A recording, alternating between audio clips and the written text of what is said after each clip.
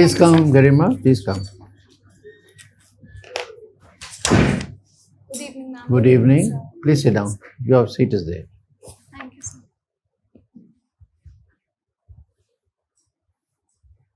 Settled? Yes, sir. Thank you, sir. So tell us about yourself briefly. Yes, sir. So my name is Garima. I was born and brought up in Buxar district of Bihar. Thereafter, I went on to do my graduation from Kirodimal College, University of Delhi, after which I have been preparing for the civil services. In my free time, I like to listen to podcasts, which are mostly in the self-help and self-improvement genre. So, Garima, I was very happy to see you were awarded Best Essay on Women Empowerment by a UN Forum. So, what were the points that you mentioned in this essay on how to empower women? Yes, sir. Some major, 3, 4, very short. Yes. So in this essay, first of all, I talked about what are the major challenges that are prevailing the situation of women in India at present. And thereafter, I tried to address them in different dimensions. For example, with respect to the political challenges, I talked about how political empowerment of women is going to change the landscape from women empowerment to women-led development. Thereafter, I also talked about the economic empowerment of women, wherein how we can take small steps to significantly increase the labor force participation rate of women. Thereafter, I also talked about what are the legal challenges prevalent and how can we address them in small ways. In the end, I also talked about the long-rooted socio-cultural issues that are prevailing at present in our society and how we can go on to address them, all of which cumulatively would help in the advancement of women in our country. So now all these points that you have mentioned, political, economic, social empowerment, now you're from Bihar. How would you implement these 3, 4 points if you become DM of one of the districts, say Buxar only of Bihar? How would you actually bring them into practice? Yes, sir. So, very briefly. Yes, sir. So, let's talk one by one. Political empowerment. Can you do anything about it? Yes, sir. So I would like to provide any sort of counseling that I can provide to the Sarpanch and Panch that already exists to empower them politically and to make them more aware of what are the functions that they can undertake. Suppose the women seats or women reservation is just about 33%, 1/3. Yes. Exact. Can you motivate them to go up further, up to 50%? Yes, sir. Sir, at present, Bihar government already has at least 50%, and in practical, it is 52% who are holding it at present. Right. Economic empowerment of Sir, Bihar. I think self-help groups would play a very important role. So I'll help them to provide them knowledge of any schemes that are available at present. For example, the Saksham Learning Centers, Mahila E-Heart, which would help them get integrated in the MSME value chain.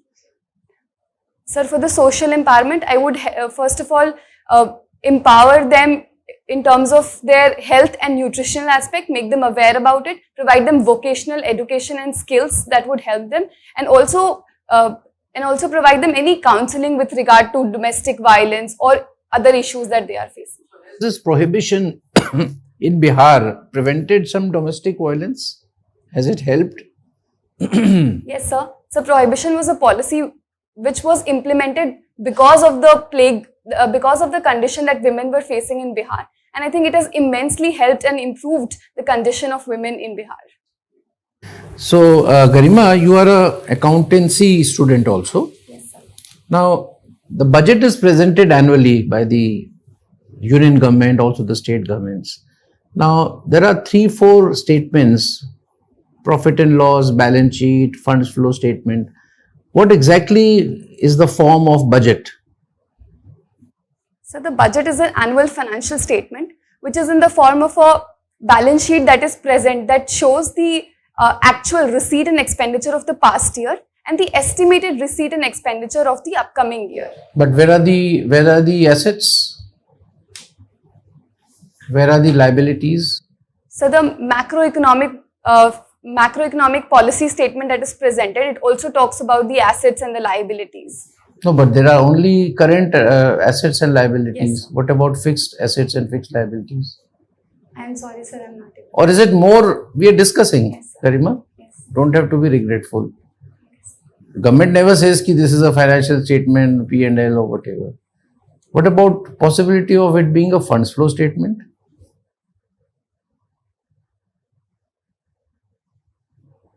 You have no idea, doesn't matter. So let me come to commerce. Is it okay? Suppose if we are trying FTA with the UAE, FTA with Australia, European Union. Suppose a situation comes that the entire, we are free trade world. Anywhere you can, whichever quantity, whichever product you can trade with any country. How would India gain and how would India lose? Yes, sir. Sir, if there was a scenario, then India would gain in terms of the services that it would export to the other economies, because that is the proficiency of India. In terms of goods, we have competitiveness in a lot of product, but India would stand to lose in terms of the cheap electronic goods that would be flooded in India, which India is still developing its infrastructure for. So I think that would be a minus point, and the services sector would be a plus point for India. Okay. My last question. In the last budget, in this budget, you are a commerce and accountancy student also. So among various schemes, Yes, there are some schemes in the small savings category started by the union government only for women. yes, sir. Can you recall them? Yes, sir. So one scheme that I can recall is Mahila Samman Bachat Patra, in which it is only for the women of India who can save up to rupees 2 lakh, and they would be provided a fixed interest rate of 8% on that, and it also provides a partial withdrawal facility on that. Very good. Thank you, Garima. Thank you, I sir. pass on. Garima, you're talking about women empowerment. Yesterday only, something relating to women empowerment, very noteworthy thing has happened in Nagaland. Yes, sir. What has happened? So 2 women MLAs have been elected in Nagaland who are women. For the first time. Yes, sir, for the first time. Okay. Suppose you are a district magistrate of a district, as you, women empowerment is your forte sort of thing. Now, you're talking about sarpanches, pradhans and all that. What we have seen that the pradhan or sarpanch, they elect a lady, but all the works is done generally by her husband. In many villages, we have seen like that. And you call a meeting of the sarpanches or the pradhans. So they come to you in your meeting, but they are accompanied by their husbands also. Okay? Now what you will do, because they don't know anything ABC about any decision taken or anything to be told. The man replies everything. He says everything. The woman is just a sort of rubber stamp and do some signature sort of thing. So as a district magistrate, what you are going to do in such a scenario if it happens before you? Yes, sir. So I think I would tackle this situation in both the short term and the long term. For the short term, I would try to make aware the women that it is their prerogative and it is their right as well as the responsibility to discharge the functions. But because historically they have been discriminated and they are not in a position to discharge their functions in an efficient manner and they feel underconfident, in the long run I'll try to train and educate them in whatever ways I can by getting them admitted into learning gap schools or vocational education. Also, I would like this to be accompanied by a sensitization of their male counterparts so that they also realize that women-led development would bring revolutionary impact in the district and would improve the outcome for everyone of that district as well as the nation. This women empowerment factor, it has also is a very important factor in Pradhan Mantri Gram Awas Yojana. How the women empowerment is an important factor in Pradhan Mantri Gram Awas Yojana? Sir, I'm not exactly sure, but if you would allow me, I would like to take a guess. Sir, I believe the house that is registered is in the name of a female member of the house. That's good. Garima, now I just wanted to discuss with you about these civilizations, human civilization. The human civilization generally it has grown centering around certain religions, you know. And generally, if you see, the civilization is grown centering around a particular religion. And those civilizations, there have been clashes also. There have been conflicts also. There have been wars also throughout the ages. Why do you think this religion is such an important factor? Because religion, generally we recognize something which is unseen. We fear something which is unseen. On the basis of that, the religion, and it has created so much of war, so much of problems throughout the globe. Why this is so important to human being, this religion, that so many wars? Sir, I believe religion is something that we tend to draw our identity from. We tend to follow it and practice it on a daily basis. And there are some moral conducts which are written in our religion that we sought to practice. However, the problem comes when we start to believe that the interest of one religion is mutually hostile to the interest of another religion. If that was not the case, then I believe all the religion has something good to preach about. And if everyone followed the good part of their religion, the world would be a better place and a more harmonious place. Why it doesn't happen then? What is the root cause? So some of the reasons I can think about is that there are multiple interpretations that people can draw out of the text given in their religion.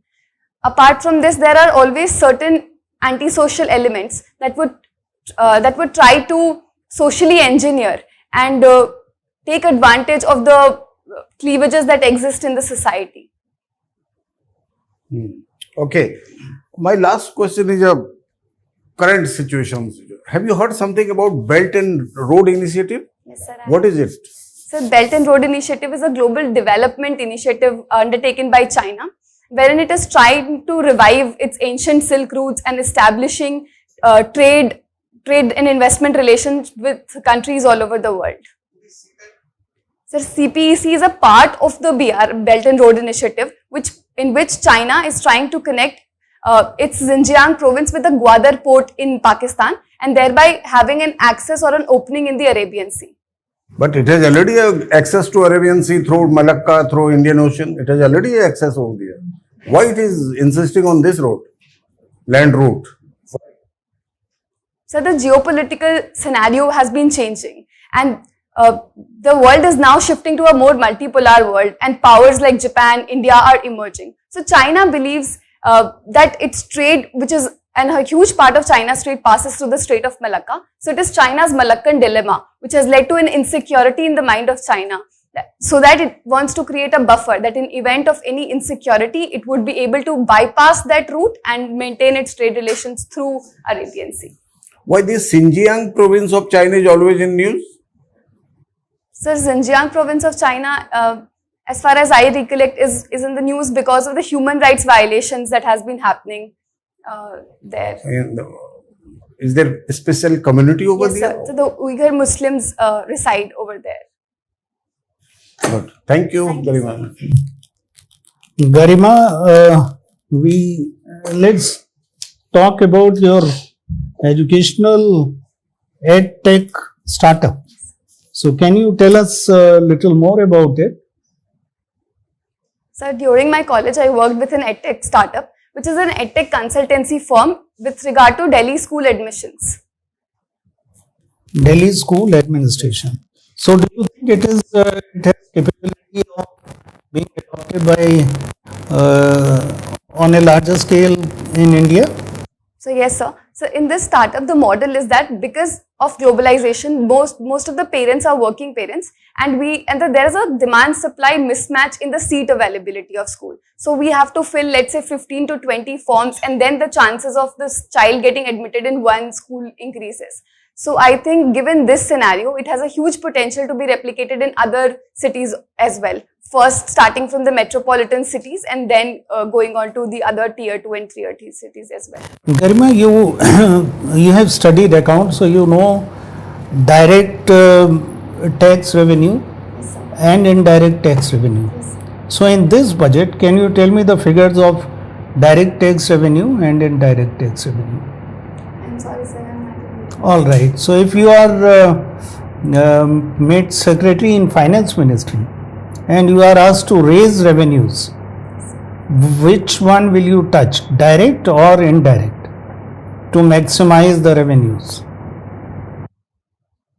Sir, I believe I would raise the direct taxes because it is progressive in nature, unlike indirect taxes which are regressive in nature and hurt the pocket of the poor people and the rich alike.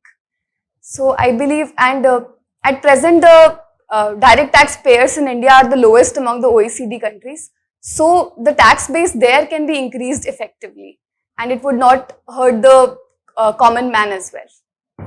You have heard of the term EBITDA? Yes, sir, I have. So can you explain what is EBITDA? Sir, it is earning before interest, depreciation and tax. And what does it represent? Means why is this figure so crucial in a balance sheet? Sir, it is on this figure after which the depreciation is charged on the assets, and on this figure, after arriving at that figure, the taxation is deducted. So it is basically the gross revenue that any firm earns. And Garma, what is difference between depreciation and amortization? So depreciation is charged on tangible assets, whereas amortization is charged on intangible assets. Last question I want to ask you is on foreign reserves. What are the components of foreign reserves of a country?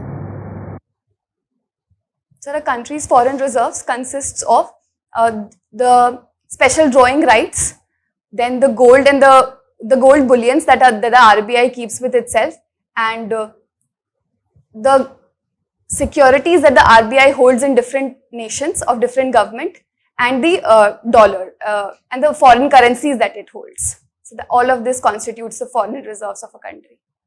Thank you, sir.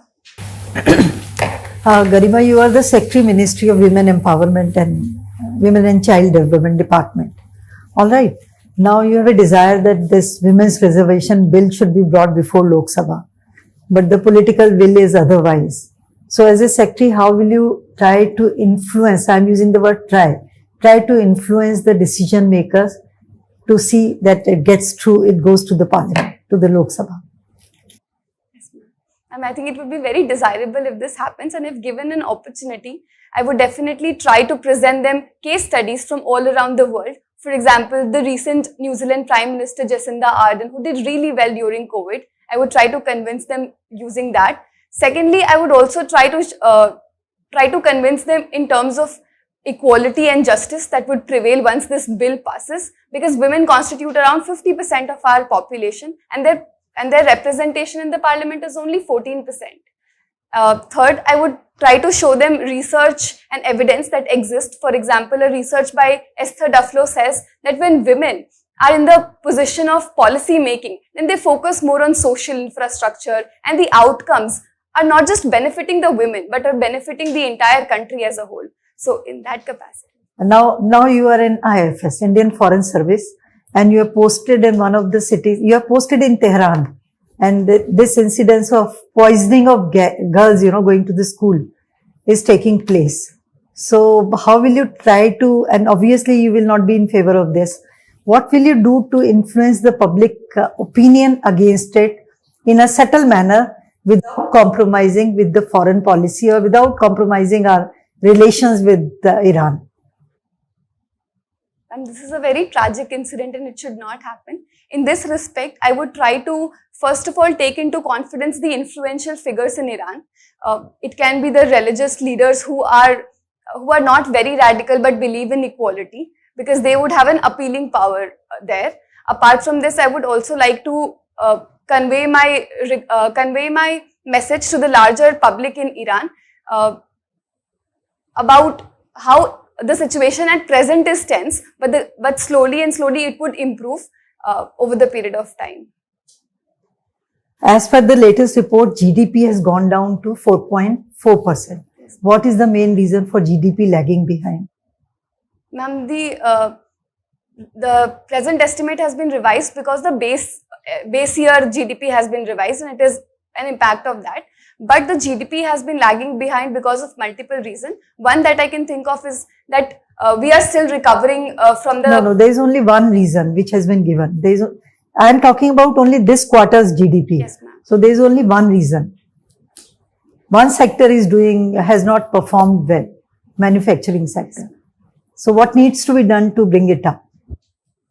In terms of manufacturing sector, the first thing that needs to be done is infrastructure boost, which would help in infrastructure creation and would directly impact the manufacturing sector. The second thing that can be done is to improve the logistics of an economy, and that's all I can think. So these things can't be done overnight, right? Yes. Anyways, my last question is about Quad meeting which ended today, and Indo-Pacific region was on the agenda, one of the items. What is the importance of Indo-Pacific region for India? Ma'am, recently the geopolitical theatre has been shifting towards the Indo-Pacific. The Indo-Pacific is important for India because it is India's traditional sphere of influence. India wants to be a net security provider in the Indian Ocean region. Also, China's increasing efforts to impart its footprints in the Indian Ocean region by leasing ports all over our country, all over our neighborhood, needs to be tackled, and therefore, and also to ensure freedom of navigation and rules-based international order, the Quad meeting would play its role in that. Thank you, ma'am. Thank you, ma'am. So, Garima, basic structure doctrine was in news recently. So, what was the issue about, and what is your take on the issue? So, the basic structure doctrine was in news recently because because the people have been demanding that the collegium system which exists at present should be modified to provide for a more transparent method of appointment of judges to the courts. Okay, so what's your take on the issue? Sir, I believe that judicial independence cannot be separated from judicial accountability. In that regard, I believe that a modified collegium system would be a better method, wherein there would be representation both from the judiciary as well as from the executive. There would be eminent experts in that, and none should have a veto power over the other. I think, and also the method should be made a little more transparent, and the time limit of sending proposals and ratifying them should be reduced and made very transparent. I would like to know your opinion about the Adani issue and the Hindenburg report. Is there a question mark on regulators? How do you see the entire episode? So the issue is still under investigation. Till that happens, I believe the regulatory structure in India is very coherent and extensive in this regard. And however, certain safeguards need to be ensured. For example, there can be a better regulation on offshore shell entity through which Adani is alleged and accused of holding its shares. Apart from this, once the investigation report comes out, we would be in a better manner to judge the situation. It is said that investigation agencies or the central agencies like CBI, ED are not truly independent. So, how do you see this statement? Yes, sir. It is often said that central agencies like CBI are not truly independent and they work at the behest of the center. However, I believe there have been reforms in the appointment of the CBI director as well, which has made that body a more independent body, and they have performed exceptionally well in certain cases and investigations. So I think something more can be done, but the situation is still improving. Okay. So Garima, tell me, if petrol and diesel are bought under the ambit of GST, what will be the advantages as well as disadvantages? So if petrol and diesel are brought under the ambit of GST, then the input tax credit would be claimed on that, and the ultimate price that the consumer pays for them would reduce. However, the major disadvantage that it would bring, because it is the major source of revenue at present for the central government, the revenue would decrease. Okay, thank you, Garima. I pass on to Chairman, sir. Thank you, sir. Garima, this G20 anti-corruption group had met some time ago. So what have been the demand from the Indian side to the G20 countries? Yeah. So the Indian side had demanded for strengthening of the Fugitive Economic Offenders Act and the easier extradition of the fugitive economic offenders from other countries to India, which would help in better recovery of the loss that has happened from Indian banks and would help in their improving their financial position as well. What else? Anything on the process Sir, I am not to expedite the judicial process? No, sir. Okay, doesn't matter. So, Garima, we are on the verge of closing our interview, but before that, if you think that something has not been covered by us from your DAF, then maybe I can ask one more. Already done? Yes. So thank you, Garima. We are done with the interview. You may proceed to the next room. We'll call you in another 2 Thank minutes. you so much, sir. Thank you. Garima, है ना?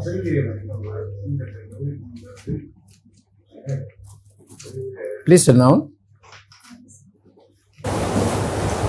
Garima, unfortunately, you may not have much to write.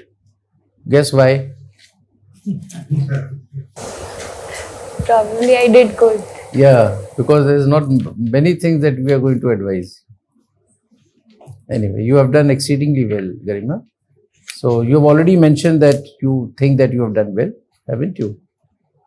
What's your own assessment? So I can do a little better. Yeah, there's always scope. We'll tell you some of the things where you can improve, but you are excellent and keep it up. Just 2 things very shortly. Bring your communication during the interview from relatively debate kind of mode to a conversation mode, right? So I know you have never been a debater, but you could be a very good debater.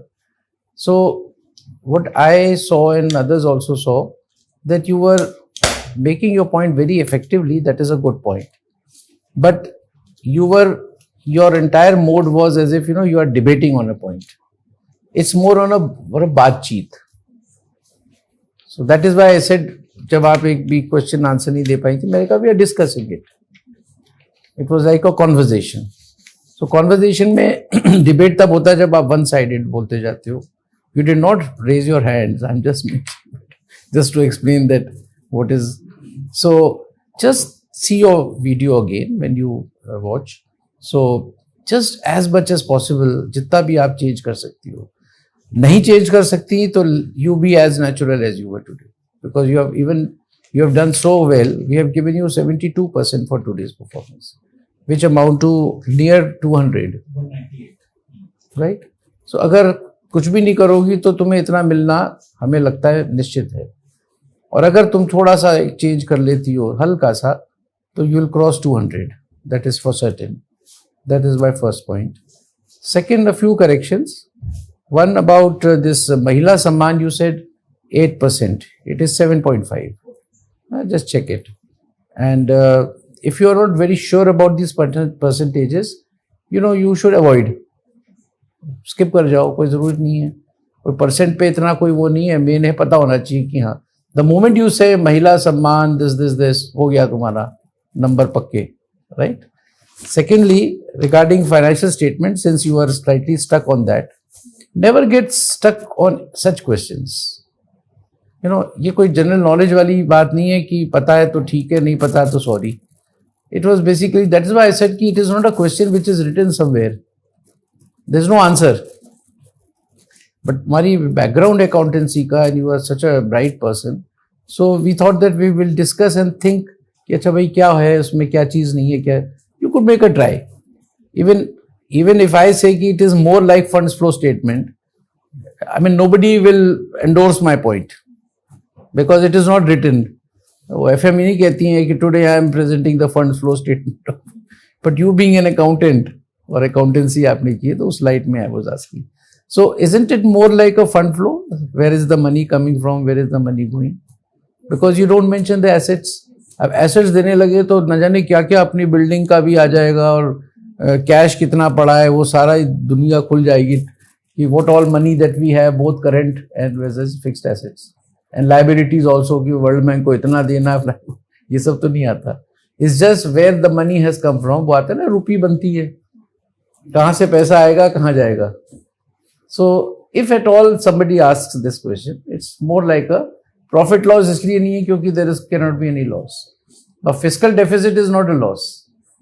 Fiscal deficit is the difference between your income and the expenditure. So it's basically income expenditure statement and funds flow, where the money will come from, where the money will go. That's all, Garima. Otherwise, you're near perfect. Garima, you are excellent candidate. Excellent candidate. Okay. So I have nothing to say to you about. Only thing is that you please keep on doing whatever you are doing for your studies. Just keep on doing that till your interview is over. One small suggestion that whenever you listen to a question, then you, while answering, you first repeated that question. Now, this may be a good thing or this may be a bad thing. I mean, I am not judging that. But I think, in my opinion, it will be better that in one question, say you repeat the question and then answer, or you may not repeat, then answer. So, it will balance it out actually. Otherwise, for all members, if you listen to question and while answering, you preface that answer with that question itself. So, what does it, sometimes it becomes some monotonous type of things actually. So, sometimes you can do it. I mean, if it is in your habit, so you don't avoid it. You do it, absolutely no issue, but sometimes you avoid it also, so that it becomes balancing thing, you know. So that's the only thing is my suggestion from my side to you. Otherwise, you're excellent candidate, I tell you, excellent. All the best. Garima, excellent. Very good. Very well attended. Even the question that you, the second part of the question, always look into the, from where the money comes. 1 rupee, पैसा कहाँ से आता है और कहाँ जाता है. So there you will find direct, indirect percentages. So you will find that total maybe around 58% comes out of both direct plus indirect. Now go into separate. Direct कितना है, indirect कितना है.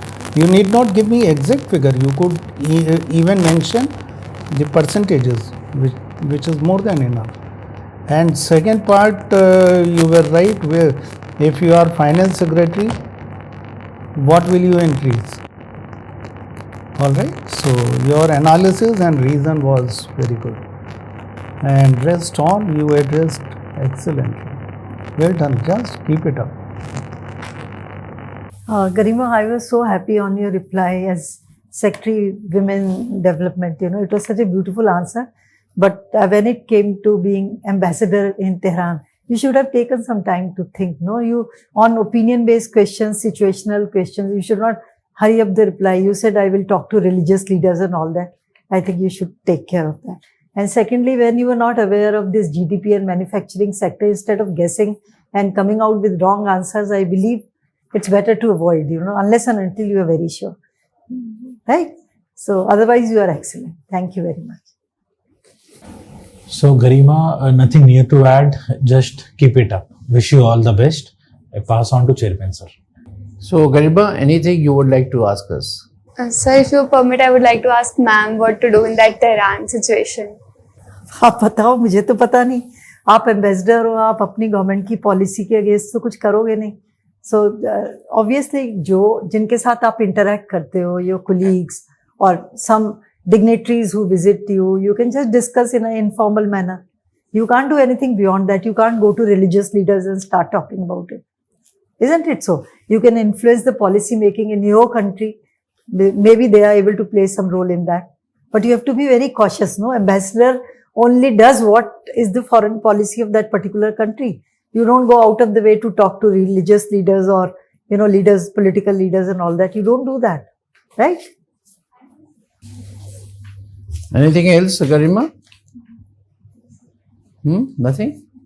So, this is your second attempt and first interview?